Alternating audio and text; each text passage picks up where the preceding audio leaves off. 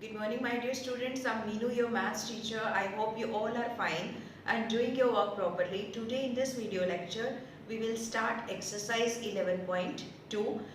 For your knowledge, I want to tell you that in exercise 11.2, question number 4 has been cut by CBSE.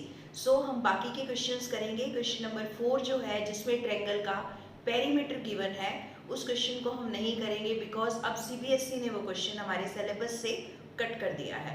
So let's do the another questions. So this is question number 1. Construct A triangle ABC in which BC is equals to 7 centimeter, angle B is equals to 75 degree and AB plus AC is equals to 13 centimeter. तो देखिए कैसे करना है.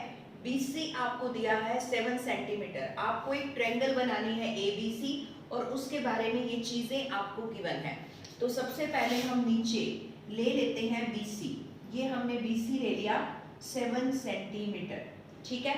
अब B पे कितने का angle बनाना है? 75 का. और 75 मैंने अभी आपको बताया था उस दिन 90 प्लस 60 डिवाइडेड बाई 2. 90 और 60 का अगर हम हाफ कर दें तो वो होता है 75. तो हम यहाँ पर वो एंगल बनाएंगे. तो सबसे पहले हमने ये 60 का बनाया. तो यहाँ से हमारा जो डायरेक्ट है 90 और 60 का हाफ जब हम करेंगे तो यहाँ पर जो ये हमारा एंगल बनेगा दैट इज 90 60 का हाफ हम करेंगे तो बनेगा 75 का. ये हो गया 90 का एंगल और ये हमारे पास है 60 डिग्री का angle. This the first arc is of 60 degree. 120 और 60 का हाफ करते हैं हम यहाँ पर तो हमारे पास 90 का आ जाता है. अब 90 और 60 एक आर्क हम यहाँ से लेंगे, एक आर्क हम यहाँ से लेंगे. तो ये जो बीच में एंगल आ गया आपके पास, ये एंगल आपका कितने डिग्री का है बेटा? 75 डिग्री का. ठीक है. This is 75 degree angle. जो आपका मेन एंगल है ना उसको आपने बोल्ड लाइन से रिप्रेजेंट करना है. 90 और 60 का हमने हाफ करना था इसलिए 90 और 60 को हमने डॉटेड लाइन से रिप्रेजेंट किया. ठीक है. तो पहला काम था BC 7 सेंटीमीटर हमने ले लिया. B पे बनाना था 75 का एंगल हमने बना दिया. अब देखिए आपको करना क्या है.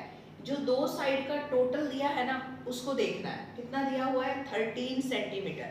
आपको क्या करना है? कंपास से 13 सेंटीमीटर खोलकर ये जो आपकी एंगल वाली लाइन है, कौन सी लाइन है? एंगल वाली. एंगल वाली लाइन पर यहाँ B पे रखेंगे. 13 सेंटीमीटर खोलकर ऐसे एक कट लगा देंगे. B पे रखना है और ऐसे कट लगाना है. तो ये जो पॉइंट है आपका आ जाएगा D और ये कितना होगा? 13 सेंटीमीटर. ये कट कहीं और मत लगा देना. ये एंगल वाली जो लाइन होगी ना मेन लाइन उसके ऊपर लगाना है. तो ये कट लग गया 13 सेंटीमीटर का. अब क्या करना है? C से D को मिला दो. ये हमने C से D को मिला दिया. ये हमने ज्वाइन कर दिया CD. अब नेक्स्ट स्टेप आपको क्या करना है?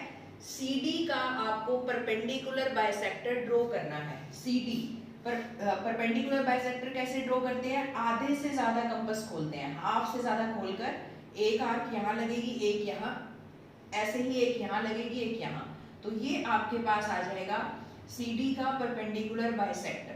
तो इस तरह से ये आपका आ जाएगा CD का परपेंडिकुलर बाइसेक्टर. हाफ से ज्यादा कंपास खोलेंगे, C पे रखेंगे, एक आर्क इधर, एक इधर, फिर D पे रखेंगे, एक आर्क इधर, एक इधर.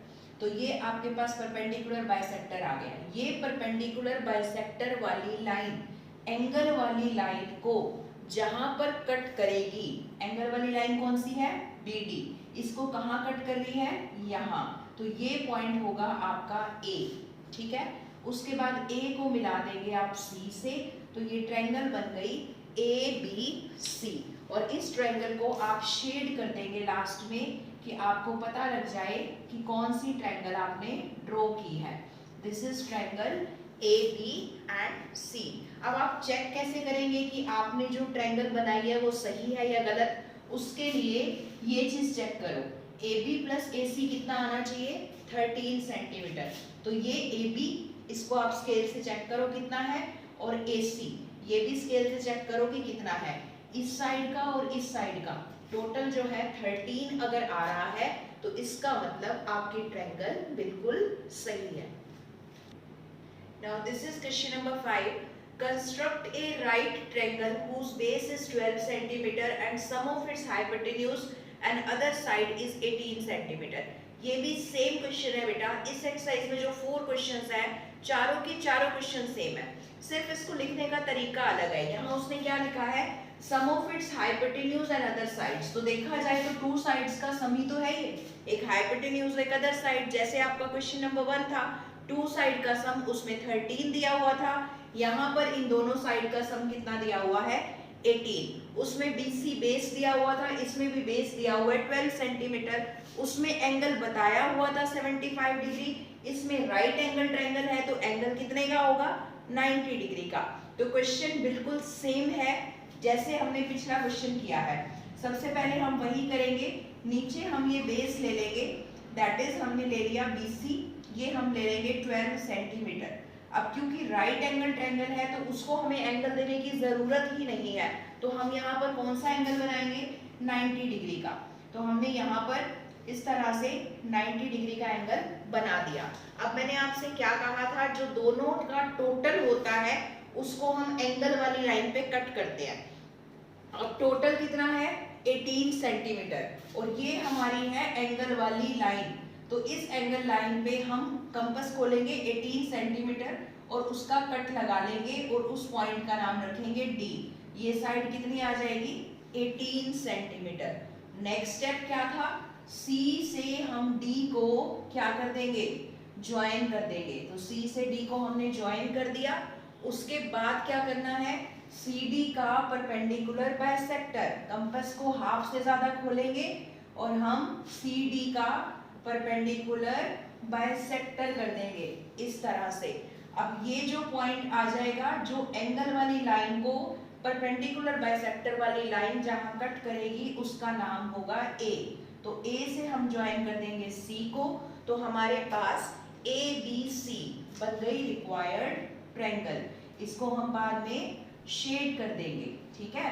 सो ABC is the right angle triangle. और आप चेक कैसे करेंगे कि हाइपोटेन्यूज का और अदर साइड का सम कितना आना चाहिए 18। तो ये आपके पास है हाइपोटेन्यूज और ये है आपकी अदर साइड AB परपेंडिकुलर। तो परपेंडिकुलर और हाइपोटेन्यूज का आप सम चेक कर लेना, वो आपके पास आना चाहिए कितना 18 centimetre. So I have discussed with you 2 questions of exercise 11.2. Remaining questions are exactly same, so do it yourself. Basically आपको 4 ही क्वेश्चंस करने हैं, 2 मैंने आपको बता दिए हैं, बाकी के दोनों बिल्कुल सेम हैं। सो देखिए ये आपका होमवर्क है, do exercise 11.2 question number 1, 2, 3 and 5 in your maths notebook. Question number 4 आपको नहीं करना है, ठीक है। I am sending A PDF also and you can see solution of each and every question in the PDF if you need help. So do your work properly, take care and bye bye.